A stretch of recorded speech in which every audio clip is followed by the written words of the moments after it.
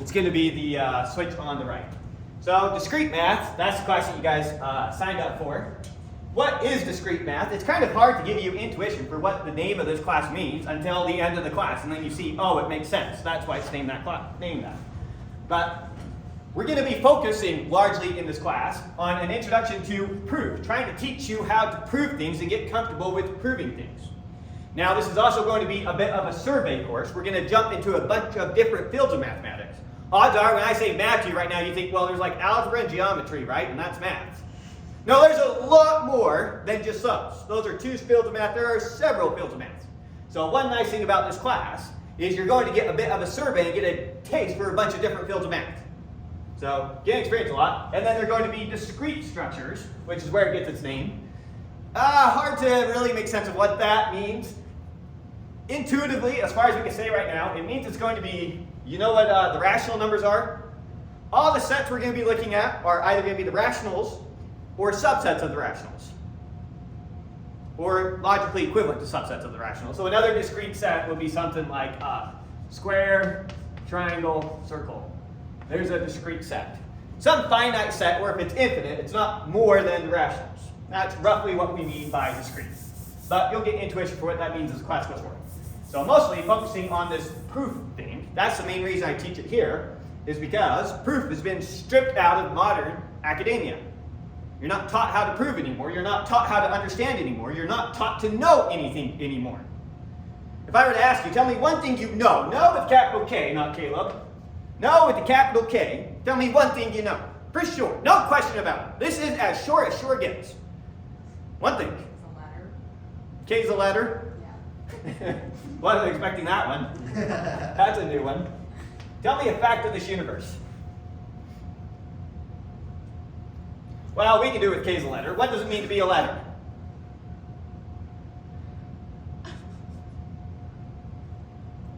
I didn't want to go into languages. You don't really say languages unless you go into computer science, and I don't want to get into a definition of a language. So usually someone says something like, the sky is blue. So I'll make up an answer for you. I just thought we're not going down into languages. The sky is blue. You know the sky is blue? What does it mean to say the sky is blue? First question, what's the sky? Tell me when I reached it. Am I there yet? Am I there yet? Tell me when to stop. When do I get to the sky? Next question, what's blue? My eyes. Blue is a color. Okay, so it's green. I want the definition of blue. What exactly is blue? And you might realize you don't really have a good definition for blue. Let me push you a little bit further. We used to learn this thing called arithmetic. You ever heard of it? Yeah.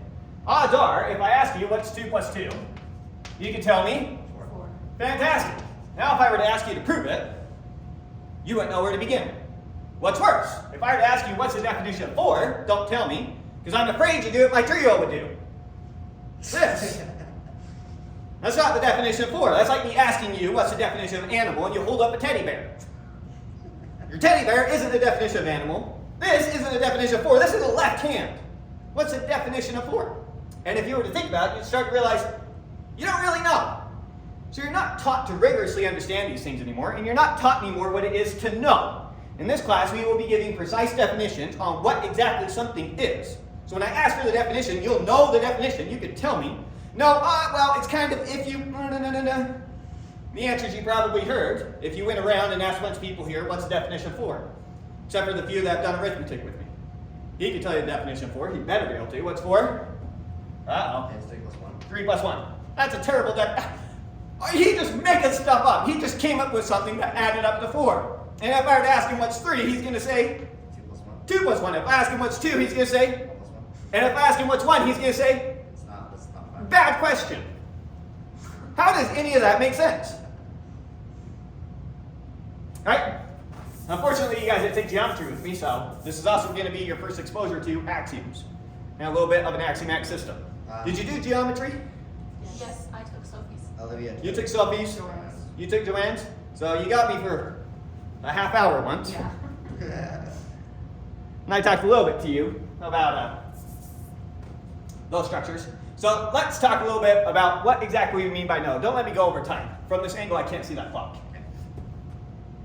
So what precisely does it mean to know something? Now I'm going to give you something that you can know to the extent anyone knows anything. And it's the conclusions of deductive reasoning. It's what deductive reasoning tells us. So look at this. If I know that all men are mortal, and if I know Socrates is a man, then I know what? Socrates is mortal. If all men are mortal, and if Socrates is a man, then Socrates is mortal. Now, it's a little, what's the word I'm looking for? Easy to overlook. It's a little subtle. It's a little subtle what we're saying here. Did I say all men are mortal? No. Did I say Socrates is a man? No. Did I say Socrates is mortal? No. I said if all men are mortal, and if Socrates is a man, then Socrates is mortal. I'm not calling this true. I'm not calling this true. I'm not calling this true. I'm saying that if these are true, then this is true. That whole statement. If I write out if this and this, then this, that whole statement is what I'm calling true. And that's what deductive reasoning says. In this class, we do not say all men are mortal. In this class, we will not say things like Socrates is a man. In this class, we will not say things like Socrates is mortal. What we will say is if all men are mortal, and if Socrates is a man, then Socrates is mortal. And the truth of this statement in no way depends upon the component statements being true. You can know nothing about men, nothing about Socrates, and nothing about mortal, and this statement is still true. Let me show you. What if instead of saying all men, I said all A's? I say all A's are B's. C is a B. C is an A. Therefore, we know C is a B. If all A's are B's and C is an A, then C is a B. If all A's are B's and C is an A, then C has to be a B, whatever that means. If all cats are mammals and Toby is a cat, then Toby is a mammal. If all A's are B's and C is an A, then C is a B. As you don't need to know anything about what those A, B's, and C's are. It has nothing to do with any facts of this universe that we're a part of. This statement is true independent of that. Doesn't matter what man is, doesn't matter what mortal is, doesn't matter what Socrates is. And yet, the whole statement is still true, no matter what. And that's because it's valid deduction. We are using what we call deductive reasoning. This is one of the ways we come to know truth. And here we know truth with a capital T. We know with a capital K. Now let's say that we wanted to actually test this statement. So we know that if all men are mortal, and if Socrates is a man, then Socrates is mortal. Let's say we want to actually find out, is Socrates in fact mortal? Well, then we need to test these two things, right? So how might we go about actually finding out if all men are mortal? Follow every man and see if Yeah, this introduces what we call inductive reasoning. Inductive reasoning is reasoning that it's happened over and over again, so it will happen again. So how do I check all men are mortal? Well, I follow Jack around for a long time. He eventually falls over dead. Interesting. And I pick Jill over there. She eventually falls over dead. And I pick John over there. Follow him for a long time. He eventually falls over dead. Follow anyone long enough, they eventually fall over dead. So you see a bunch of cases of it, and so you come to the conclusion, you create this generalization, it's probably always the case that all men are mortal. Right? Now, how many times do you have to see something happen to know it's true with capital T? you can. If I see it happen 100 times, am I guaranteed? 1,000? A million? Let's say infinite. Surely, if I've seen it happen an infinite number of times, I'm guaranteed it's true. Well, that one works. I'll show you. All prime numbers are odd. 3, 5, 7, 11, 13. Keep going. You're going to keep listing odd numbers. And you'll get infinitely many primes. And they're all odd. So all odd numbers are prime, right? Infinitely many examples. No, 2 is even and it's prime. There's only one example that's different. And so even if you test infinitely many cases, you may have missed the one case there. Maybe you're just not clever enough. It's a tricky number. You forgot about it for whatever reason. So using inductive reasoning, even with infinite number examples, we can never know with capital T. You only get that with deductive reasoning. We can never know with capital T that all men are mortal. We have to come to that conclusion using inductive reasoning.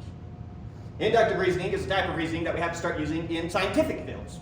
It's what scientific fields start by doing. And so it's a scientific statement to say all men are mortal. It's not a mathematical statement. We can't know that mathematically. Mathematics cannot tell us about the facts of this universe. But we can use facts of this universe to come to conclusions about other facts of the universe. We know that if these facts of the universe are true, then this is also a fact of the universe. That's what math is going to tell us over and over again. And then finally, the last type of reasoning we use is called abductive reasoning. And it's a counterpart to inductive reasoning. So in inductive reasoning, what do? We see a bunch of particular instances of something happening. Jack fell over dead, John fell over dead, Jill fell over dead. Keep following a bunch of facts. Da, da, da, da, da. We collect all those facts and we create a generalization that all men are mortal. That is a statement we construct from seeing all these particular instances of something actually happening. That's inductive reasoning. You see a bunch of cases, and so you assume it will always be true. Abductive reasoning is the counterpart of this.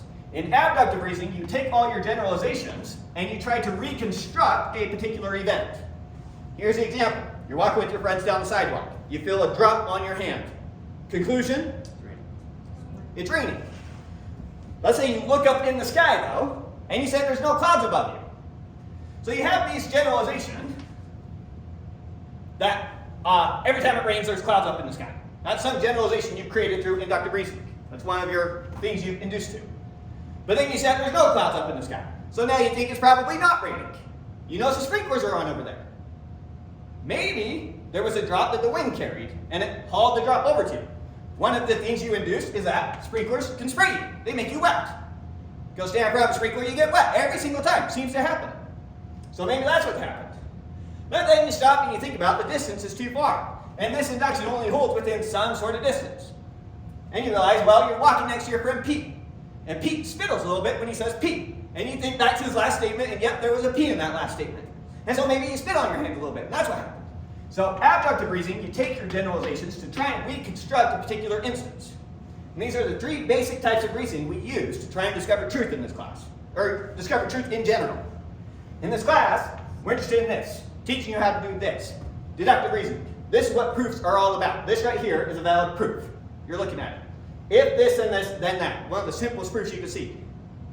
That's what we'll be doing in this class, constructing proofs. How are we doing for time? It's about 28. Are we out? I don't know when it ends. Yeah, we're out. Yeah. Okay, so we're out of time. So we'll end it there.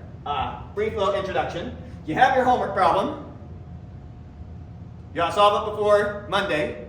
You won't be graded on this problem. Don't cheat on it. Don't go look it up. Just try to work with it. If you don't get the answer, fine. I'm not going to dock you for that. The point of the exercise is to expose you to what solving problems in this class are going to feel like. So just grapple with it, see what you can do with it. Okay? No pressure. All right. We'll see you guys Monday.